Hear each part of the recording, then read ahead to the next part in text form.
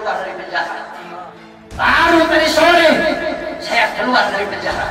Tapi saya telah bersumpah ketika di pengadilan Bandung bahwasanya saya Bahar bin Smith bersumpah ketika itu di hadapan para hakim, di hadapan para jaksa, di hadapan para pengacara, di hadapan para seluruh hadirin yang hadir. Saya bersumpah, saya Bahar bin Ali bin Smith bersumpah demi Allah, selama kedua mata saya masih terbuka untuk melihat kemungkaran, melihat penderitaan rakyat, melihat kesusahan rakyat, maka selama itu tidak ada satupun yang bisa membungkam mulut saya.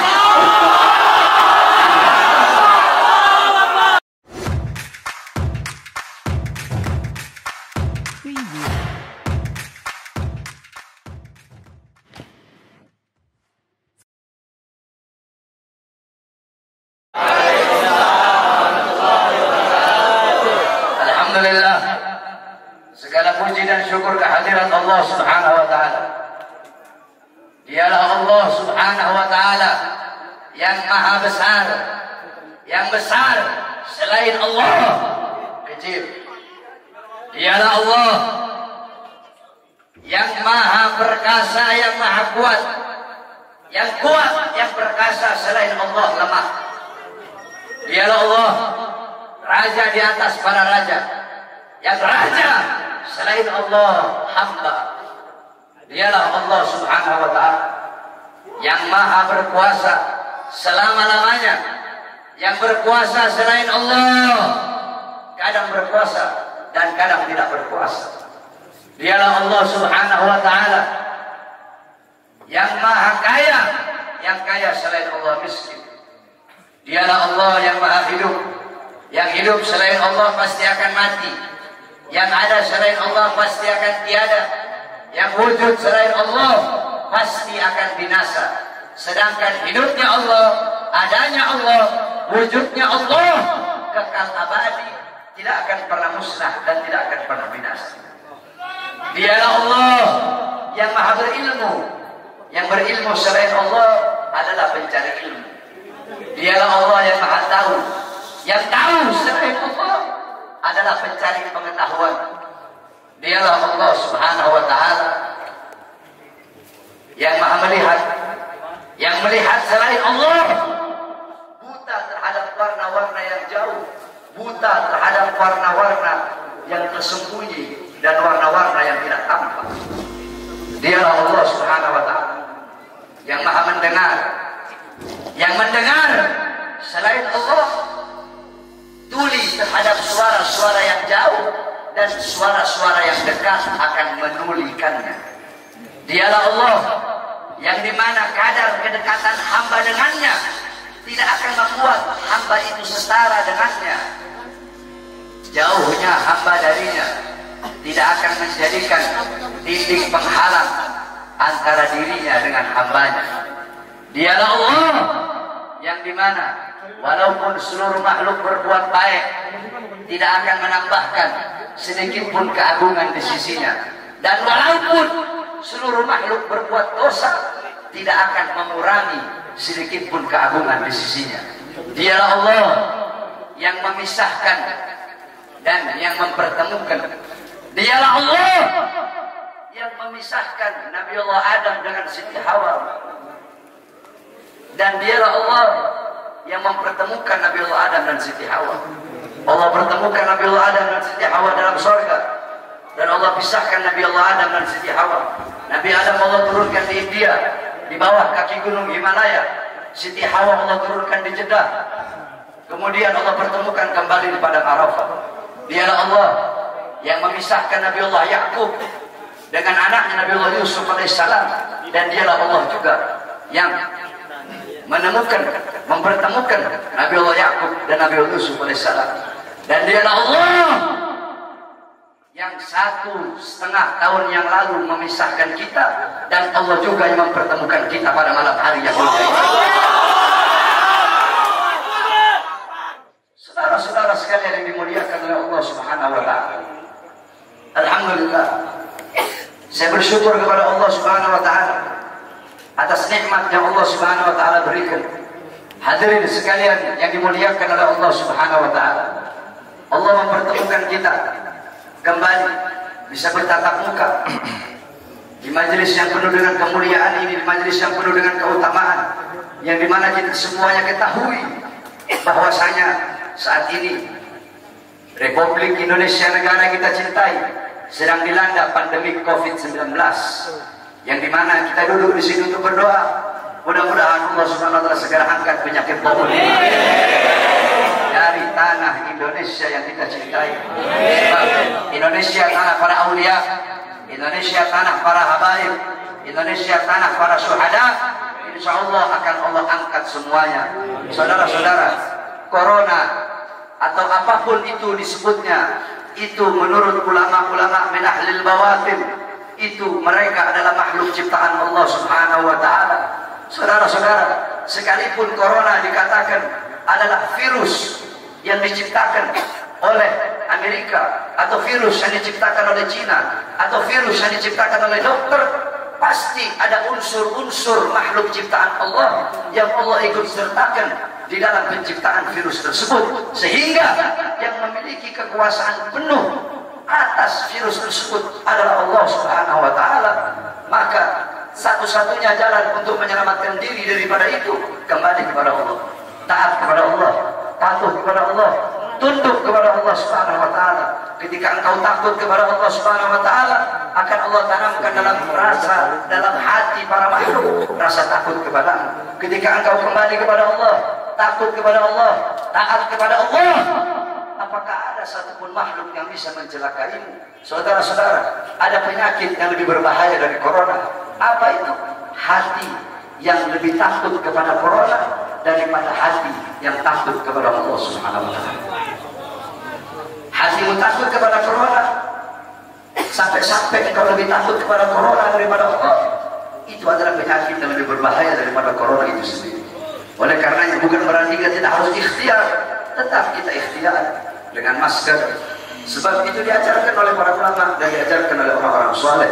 Tetapi jangan juga terlalu lebay sampai masjid-masjid ditutup, sedangkan mal tetap buka, Carrefour tetap buka, Carrefour milik orang asing, mal-mal milik orang asing, tempat-tempat yang jual beli sembako milik orang-orang asing dibuka, sedangkan milik pedagang-pedagang kecil ditutup. Apakah ini tidak merugikan rakyat? Apa yang mau terjadi di negara, saudara-saudara? Saudara-saudara sekalian yang dimuliakan oleh Allah, ada apa ini, saudara-saudara? Semua orang-orang disuruh berdiam diri dalam rumah, sedangkan tenaga kerja asing dari Cina mereka kirim sebanyak-banyaknya. Kalian mau bikin susah rakyat, kalian mau bikin rakyat kalian mati kelaparan, kalian yang menyusahkan rakyat, kalian yang menderitakan rakyat, kalian yang bikin rakyat kalian susah. Sudah sering saya katakan, saudara-saudara, para pahlawan-pahlawan, beliau-beliau mengorbankan jiwa, nyawa, darah, harta, keringat demi NKRI, demi kemerdekaan. Itu pahlawan. Pejabat-pejabat sekarang, pemerintah sekarang, mereka bukan berkorban demi rakyat, mereka bukan berjuang demi rakyat, tapi rakyat yang mereka korbankan, negara yang mereka korbankan, orang susah yang mereka korbankan demi kepentingan perut, partai, dan politiknya masing-masing. Oleh karena itu saya tanya, lawan apa biarkan? Lawan apa biarkan? Lawan apa biarkan? Saudara-saudara, saya baru tadi sore keluar dari penjara. Baru tadi sore saya keluar dari penjara. Tapi saya telah bersumpah ketika di pengadilan Bandung bahwasanya saya, Bahar bin Smith, bersumpah ketika itu di hadapan para hakim, di hadapan para jaksa, di hadapan para pengacara, di hadapan para seluruh hadirin yang hadir. Saya bersumpah, saya Bahar bin Ali bin Smith bersumpah demi Allah, selama kedua mata saya masih terbuka untuk melihat kemungkaran, melihat penderitaan rakyat, melihat kesusahan rakyat, maka selama itu tidak ada satupun yang bisa membungkam mulut saya.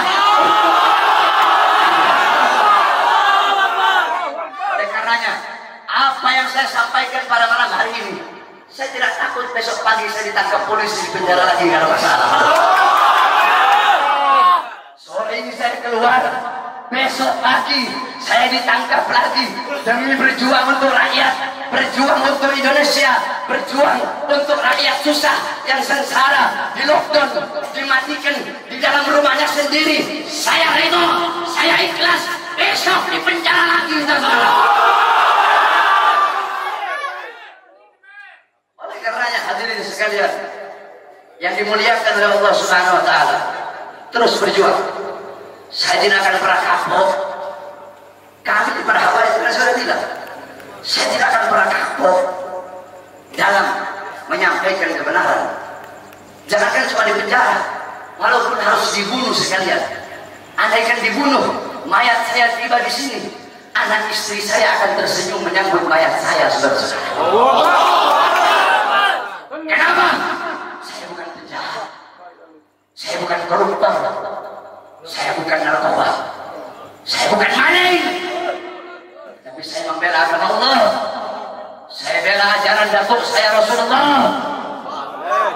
Saya membela kehormatan para habaib, para anak cucu Rasulullah Sallallahu Alaihi Wasallam.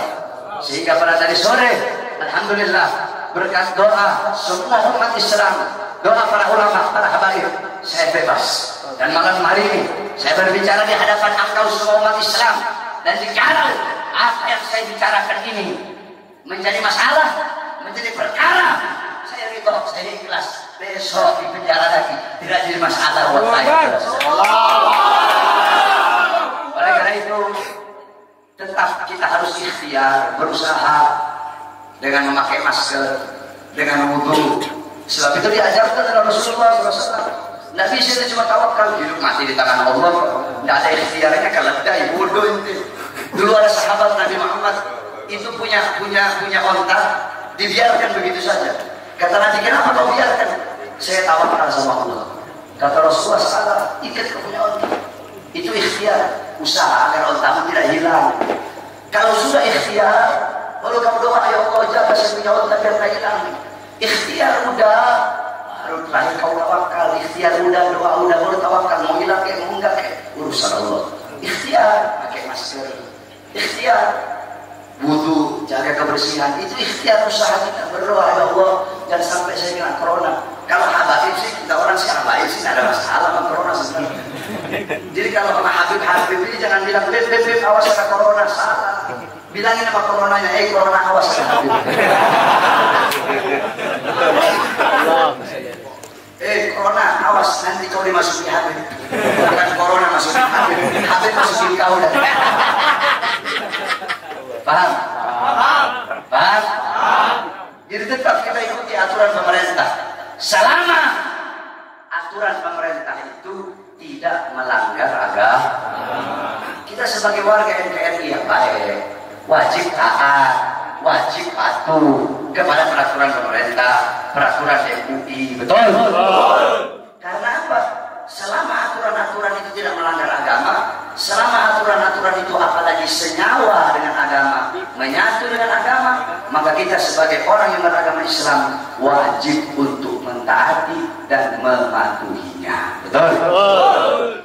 Tapi kalau pemerintahnya zalim sama rakyat, pemerintahnya kurang ajar sama rakyat, menyengsarakan rakyat, maka wajib untuk kita lawan, saudara-saudara. Betul? Saya tanya semuanya, jawab yang keras. Siap lawan kezaliman? Siap. Siap lawan kezaliman? Siap. Siap lawan penindasan? Siap. Siap hancur demi Islam? Siap. Siap hancur demi agama? Siap. Siap hancur demi Islam? Siap. Siap binasa demi Indonesia? Siap. Allahu Akbar. Allahu Akbar. Allahu Akbar. Allahu Akbar. Sampaikan kepada mereka bahwasanya saya Bahar bin Smith mengucapkan ini, saya tidak takut sekalipun besok saya harus dijemput atau dipenjara lagi, saudara-saudara. Kenapa? Karena saya memperjuangkan rakyat yang susah, rakyat yang kelaparan, rakyat yang menderita, tersembunyi, tersingkirkan, dikurung dalam rumah, dibikin mati pelan-pelan. Seorang-orang kecil mau kesini mau buka ini susah, sedangkan itu mal-mal penuh, masjid ditutup, masjid ditutup, tempat ibadah ditutup, sedangkan itu mal-mal penuh. Carrefour ada masih buka, Carrefour buka, Iftot buka, Giant buka. Apa? Karena punya asing. Kenapa dibuka? Karena ada punya asing di situ. Kenapa tenaga kerja kok dikirim dari luar yang banyak, sedangkan masih banyak pengangguran di Indonesia? Betul? Anak-anak muda yang pengangguran di Indonesia banyak apa tidak? Banyak apa tidak? Banyak apa tidak? Yang butuh pekerjaan banyak apa tidak? Banyak apa tidak? Berarti jikalau pemerintah mereka mengirim tenaga kerja asing dari manapun, mau Cina, mau Australia, mau Korea, mau Jepang, dari manapun, tidak peduli negara mana, berarti sedangkan Indonesia masih banyak yang pengangguran, berarti pemerintah ingin menyusahkan dan menyengsarakan rakyat. Maka kita sebagai rakyat, khususnya umat Islam, wajib untuk melawan sampai titik darah penghabisan.